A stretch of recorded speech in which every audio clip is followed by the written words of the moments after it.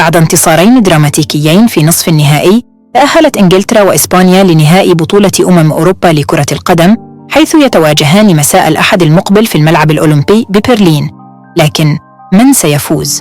طلب منتخب إسبانيا تأخره ليطيح بفرنسا من نصف النهائي، بينما وصل منتخب إنجلترا إلى نهائي بطولة أوروبا للمرة الثانية على التوالي في بداية البطولة.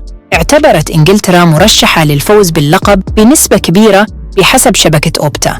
حلت إسبانيا في المركز الثالث، بينما جاءت ألمانيا التي هزمت في ربع النهائي في المركز الثاني.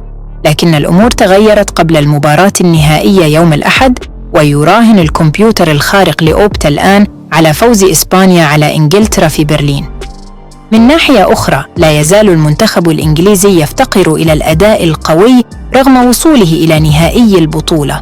بدأ مشواره في البطولة بفوز متواضع على صربيا، لكن التعادل مع الدنمارك وسلوفينيا عرض رجال المدرب غاريث ساوثغيت لانتقادات شديدة